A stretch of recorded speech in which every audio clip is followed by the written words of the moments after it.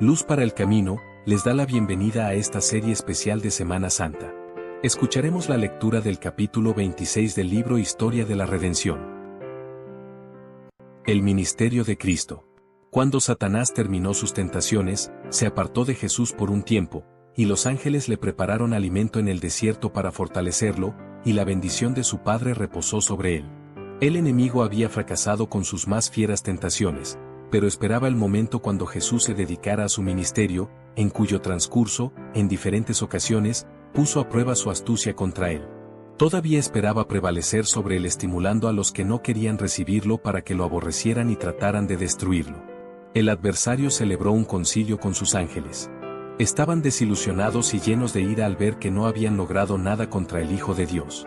Decidieron que debían ser más astutos y usar su poder máximo para inspirar inseguridad en las mentes de sus compatriotas con respecto al hecho de que era el Salvador del mundo, para desanimar de ese modo a Jesús en el cumplimiento de su misión.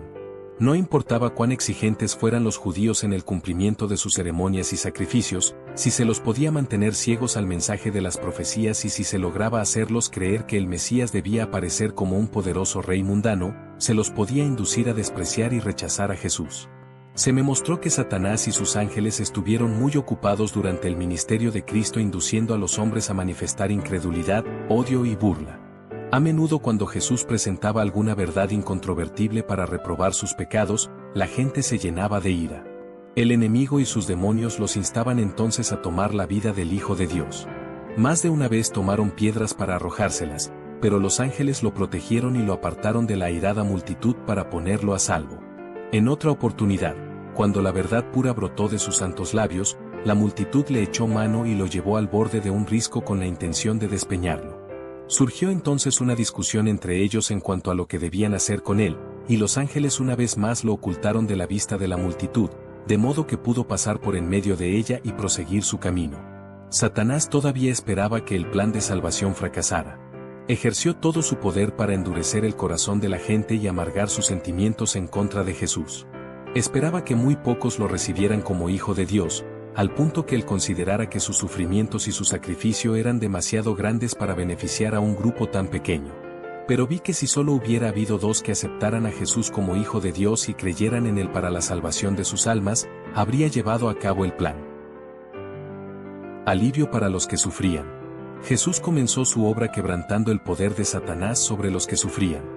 Restauró la salud del enfermo, dio vista al ciego y sanó al tullido, induciéndolo a saltar de alegría y glorificar a Dios. Restauró la salud de los que habían estado enfermos por muchos años sometidos al cruel poder de Satanás. Con palabras llenas de gracia consolaba al flaco, al tembloroso y al desanimado. A los débiles, acosados por el sufrimiento, y a quienes el enemigo retenía triunfante, Jesús los arrebató de su puño devolviéndoles la sanidad del cuerpo y dándoles gran alegría y felicidad. Resucitó a los muertos, y estos glorificaron a Dios por el maravilloso despliegue de su poder. Hizo obras extraordinarias en favor de todos los que creían en él. La vida de Cristo estuvo llena de palabras y actos saturados de benevolencia, simpatía y amor. Siempre estuvo atento para escuchar las quejas de los que acudían a él, y para darles alivio. Multitudes llevaban en su propio cuerpo las evidencias de su poder divino. No obstante, después que las obras estuvieron realizadas, muchos se avergonzaron del humilde pero poderoso predicador. Puesto que los dirigentes no creían en él, el pueblo no estaba dispuesto a aceptar a Jesús.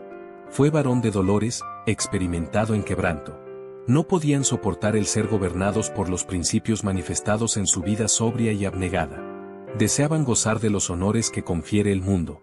Sin embargo, muchos siguieron al Hijo de Dios y escucharon sus enseñanzas, regocijándose con las palabras tan llenas de gracia que surgían de sus labios.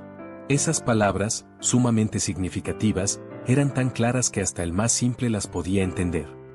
Oposición ineficaz. Satanás y sus ángeles cegaron los ojos y oscurecieron el entendimiento de los judíos, e impulsaron a la gente más importante y a los dirigentes para que tomaran la vida del Salvador. Otros fueron enviados para prender a Jesús, pero cuando se acercaron a donde él estaba, fueron dominados por un gran asombro. Lo vieron lleno de simpatía y compasión, al verificar las desgracias del género humano. Lo escucharon dirigir palabras de ánimo, con amor y ternura, al débil y al afligido. También lo oyeron reprender con voz autoritaria el poder de Satanás y liberar a sus cautivos. Escucharon las expresiones llenas de sabiduría que procedían de sus labios, y se sintieron cautivados, no pudieron ponerle las manos encima.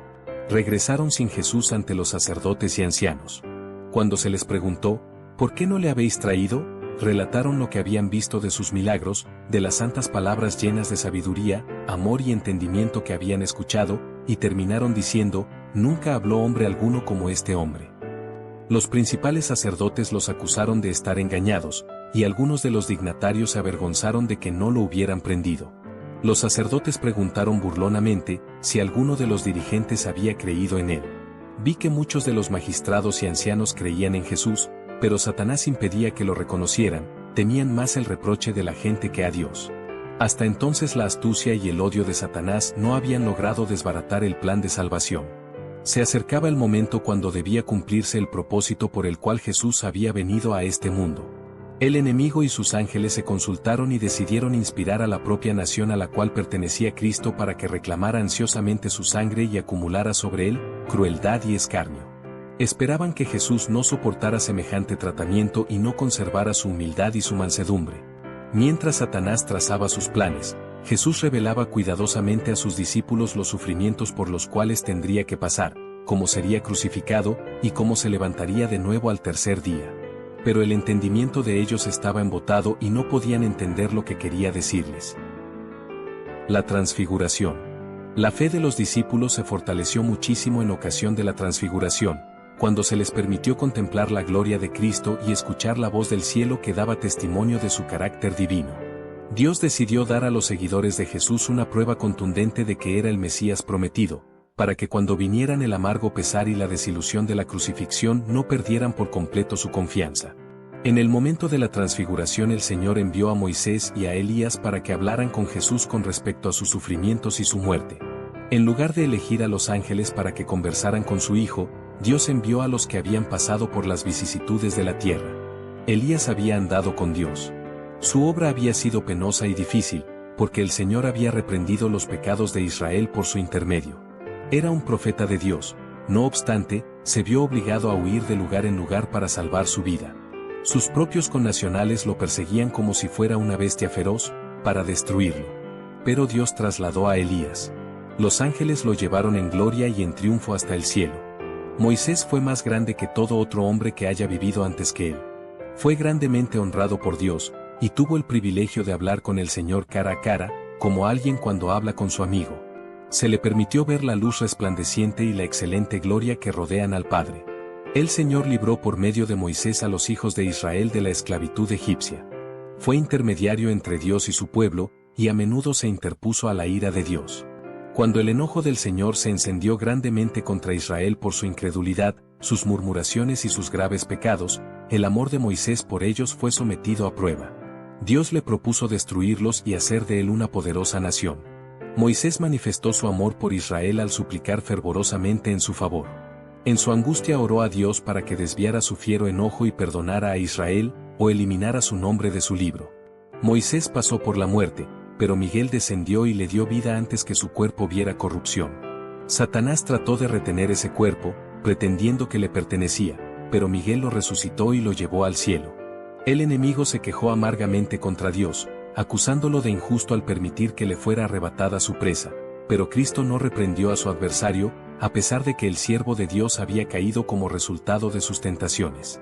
Mansamente remitió el caso a su Padre, el Señor te reprenda. Judas 9.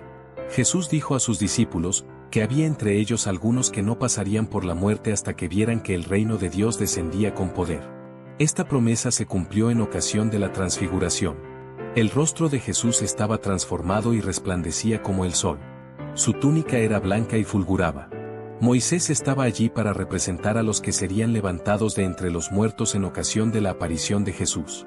Y Elías, que fue trasladado sin pasar por la muerte, representaba a los que serán transformados en inmortales cuando Cristo venga por segunda vez y sean trasladados al cielo sin pasar por la muerte. Los discípulos contemplaron con asombro y temor la excelsa majestad de Jesús y la nube que los envolvió, y escucharon la voz de Dios que con majestad terrible exclamó, «Este es mi Hijo amado, oídle».